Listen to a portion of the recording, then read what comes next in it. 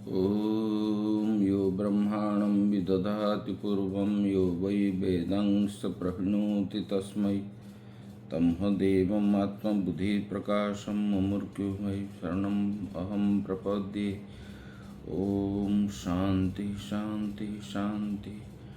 शङ्करं शङ्कराचार्यं केशवं बादरायणं सूत्रभाष्यकृतौ वन्दे भगवन्तौ पुनः पुनः। ईश्वरो गुरुरात्मेति मूर्तिभेदविभागिने व्योमवद्व्याप्तदेहाय दक्षिणामूर्तये नमः। गुरुर्ब्रह्मा गुरुर्विष्णु गुरुर्देवो महेश्वरः गुरुः साक्षात् परं ब्रह्म तस्मै श्रीगुरवे नमः। वसुदेवसुतं देवं कंसचाणूरमर्दनं देवकी परमानंदं कृष्णं वंदे जगद्गुरुं कृष्णं वंदे जगद्गुरुं। परम ब्रह्म परमात्मा भगवान श्री कृष्ण के श्री चरणों में सत नमन करते हुए आश्रमस्थ समस्त महात्माओं के श्री चरणों में सत नमन। भगवत प्रेमी भक्त वृंद भक्तिमयी माताएं, हम लोग इस आत्मा के ऊपर विचार कर रहे थे। ये आत्मा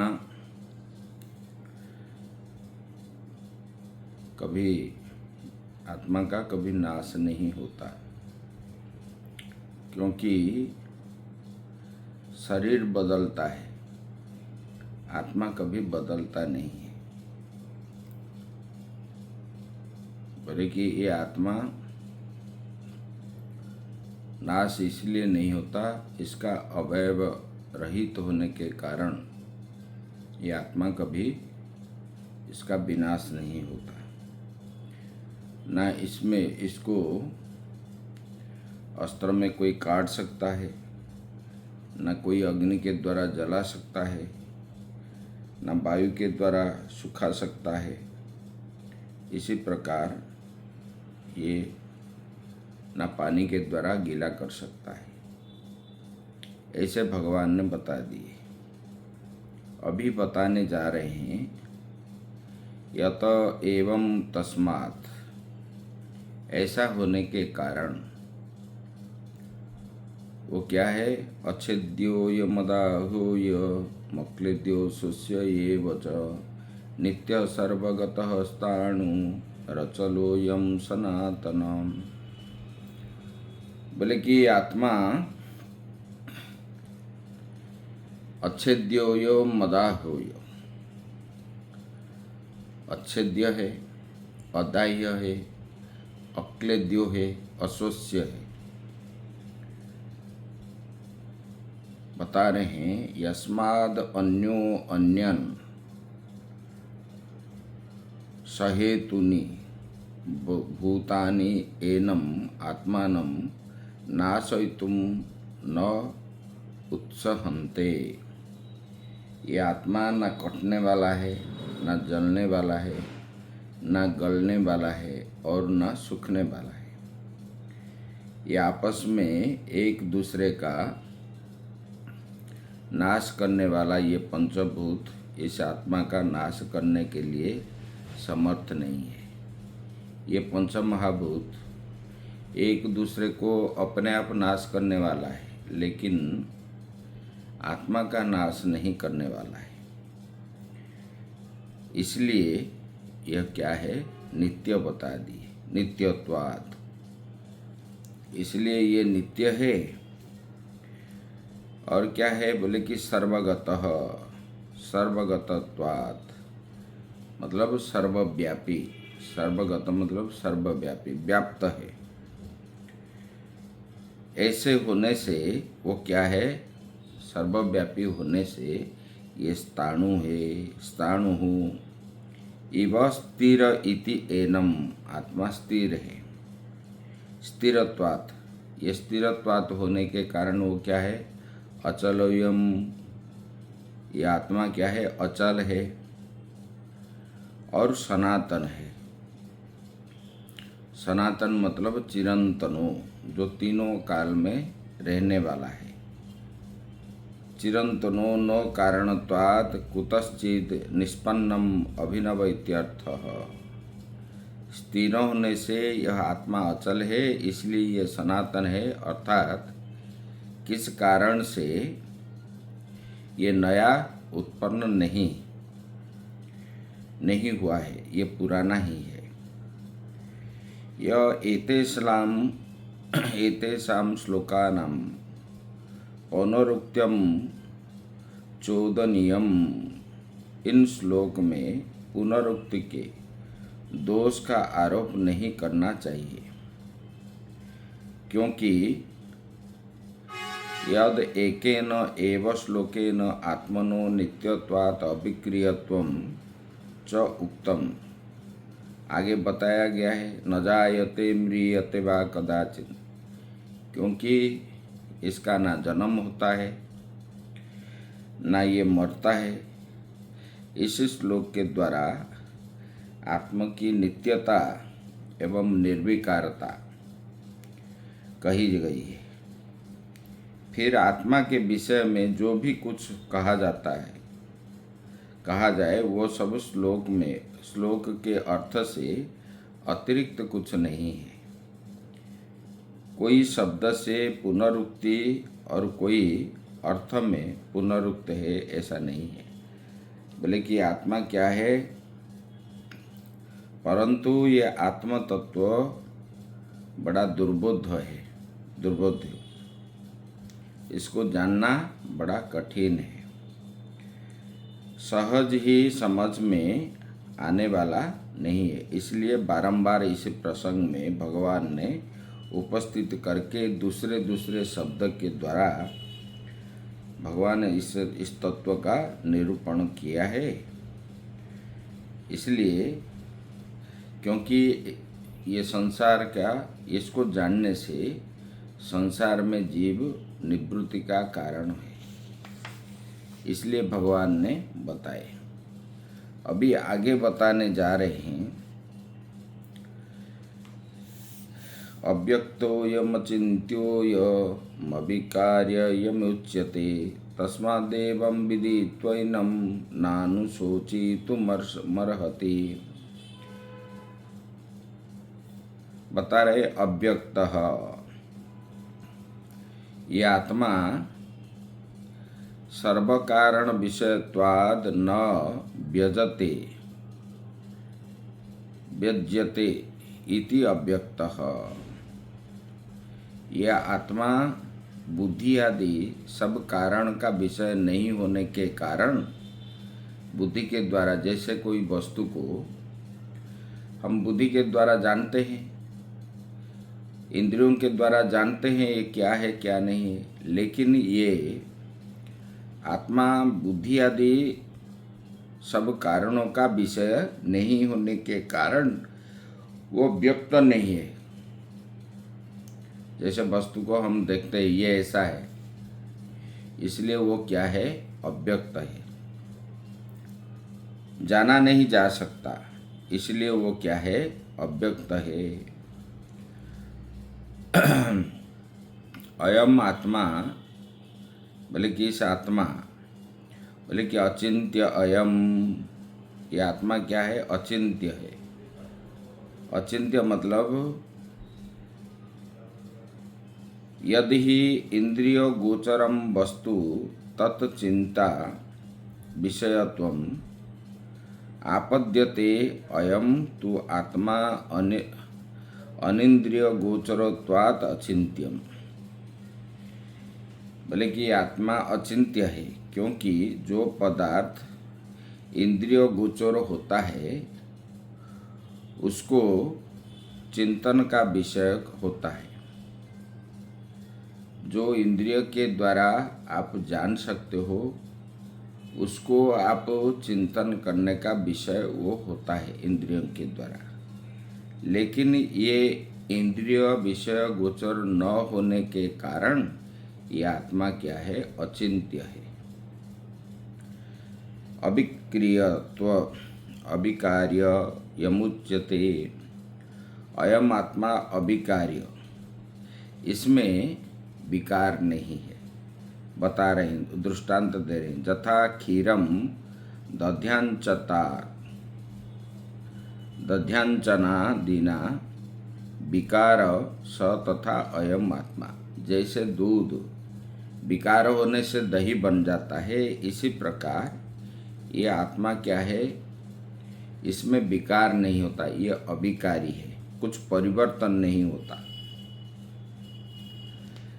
और क्या है, निरवयवत्वात् च अविक्रिय, बोले कि अवयव रहित होने के कारण ये आत्मा क्या है, अविक्रिय है।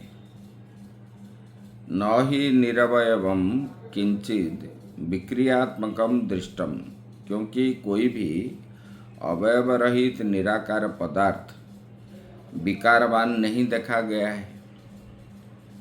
जिसका अवयव नहीं है उसका कोई परिवर्तन नहीं है, जिसका अवयव है उनका परिवर्तन है। अयम आत्मा उच्यते, बोले कि इसलिए आत्मा अविकारी कहा गया है। तस्माद् एवं यथोक्त प्रकारेण, आत्मा की उपयुक्त प्रकार से समझाकर, बोले कि न अनुशोचितुम अर्हसि, इसका बोले कि इसलिए इसको शोक नहीं करना चाहिए, इसलिए क्योंकि इसका मरने वाला मैं हूँ, ऐसा जो आप समझ रहे हो अर्जुन को भगवान बता रहे हैं, बोले कि इसमें कोई मार नहीं सकता। बोले कि मुझसे ये मारे जाते हैं और मेरे द्वारा ये मरने वाला है, इसी प्रकार नहीं सोचना चाहिए, भगवान इतने बता दिए। अभी आगे बता रहा है, बोले कि आत्मनः अनित्वयम् अभ्युपगम्य इदम उच्यते। औपचारिक रूप से आत्मा की अनित्यता स्वीकार करके यह कहते हैं, अथ चैनम नित्यजातं नित्यं वा मन्यसे मृतं तथापि त्वं महाबाहो नैवं शोचितुमर्हसि। भगवान बता रहे हैं, बोले कि अथ च इति अभ्युपगमार्थः, भगवान यहाँ पर बता रहे हैं, बोले कि ये दोनों अब अथ और च यहाँ पर जो लगाए ये अव्यय, ये औपचारिक स्वीकृति के बोधक है। बोले कि यदि एवं प्रकृतम आत्मानम, यदि तू इस आत्मा को नित्य जातम सदा जन्मने वाला अर्थात बा मन्यसे मृतम, अगर मानते हो कि ये नित्य जात जन्म होता है और नित्य मरता है लोक प्रसिद्धि के अनुसार, ये शरीर की प्रत्येक उत्पत्ति के साथ साथ उत्पन्न हुआ है। जब शरीर उत्पन्न होता है, आप अगर मानते हो कि आत्मा भी जन्म होता है और शरीर नाश होने के बाद वो आत्मा भी मरता है, ऐसा अगर मानते हो आप, भगवान ऐसे समझाने के लिए बोल रहे हैं। बोले कि अगर उत्पन्न हुआ मानते हो और मरने विनाश का साथ साथ नष्ट हुआ ऐसा मानते हो, तथापि त्वं महाबाहो, बोले कि तथापि, तथा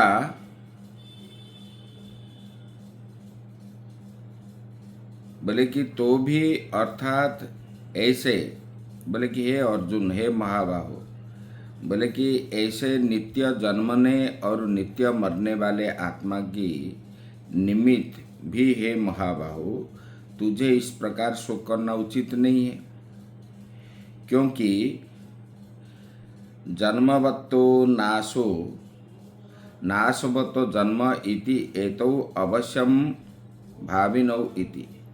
जो जन्म होता है उनका नाश होता है, जो नाश होता है उनका जन्म होता है। बोले कि क्योंकि जन्मने वाले का मरण है और मरने वाले का जन्म है। जो चीज उत्पन्न हुआ है उनका विनाश है, और जो विनाश होता है वो फिर उत्पन्न होता है। फिर इसमें सोचने का क्या बात है? बोले कि इसलिए सोचने का बात नहीं है। भगवान इसलिए इसको ऊपर बता रहे हैं, जातस्य ही ध्रुवं मृत्यु ध्रुवं जन्म मृतस्य च तस्माद् परिहार्येऽर्थे न त्वं शोचितुम् अर्हसि। जातस्य ही ध्रुवो लब्ध जन्मो, ध्रुव मतलब अव्यभिचारी। बोले कि जिससे जन्म लिया है, बोले कि उसका मृत्यु भी निश्चित है। ध्रुव मतलब निश्चित है। जातस्य ही ध्रुवो मृत्यु ध्रुवं जन्म मृतस्य च। बोले कि जिसका जन्म हुआ है उसका मृत्यु निश्चित है। जो बनी गया, जो बनता है वो नाश होता है। जो नाश होने पर फिर जन्म होता है, ये भगवान बता रहे हैं। बोले कि जिससे जन्म लिया है उसका मरण ध्रुव है, निश्चित है, और जो मर गया है उसका जन्म ये भी निश्चित है। इसलिए जन्म मरण भाव अपरिहार्य है। बोले कि अपरिहार्य अयम जन्म मरण लक्षणम अर्थ तस्मिन्। बोले कि इसमें जन्म मरण तो ये लगा रहता है, इसलिए इसी प्रकार नहीं किया जा सकता। इसलिए शोक करना नहीं चाहिए। तुझे शोक करना उचित नहीं है, क्योंकि जो जन्म होता है वो मरता है, मरने पर फिर जन्म होता है। यहाँ पर भगवान अगर शरीर जन्म होने के साथ आत्मा का जन्म आप अगर मानते हो, तो शरीर नाश होने पर वो नाश होता है। तो बोले कि ये तो जन्म मृत्यु ये तो लगा रहता है, इसमें चिंता करने की क्या बात है? जो जन्म होता है तो वो मरता है, मरने पर फिर जन्म होता है। फिर तुम चिंता क्यों कर रहे हो? इसके ऊपर भगवान पहले बता दिए, आत्मा का कोई मार नहीं सकता, कोई कुछ नहीं कर सकता, ना आत्मा जन्म होता है, न मरता है, ना घटता है, कुछ। अभी अगर तुम मानते हो तो इसलिए सोचने का क्या जरूरत है? क्योंकि जो जन्म होता है तो वो मरेगा ही, और मरने पर वो जन्म होगा। यही पर भगवान बता दिए। आगे की चर्चा हम कल करेंगे। ओम पूर्णमदः पूर्णमिदं पूर्णात् पूर्णमुदच्यते पूर्णस्य पूर्णमादाय पूर्णमेवावशिष्यते। ओम शांति शांति शांति।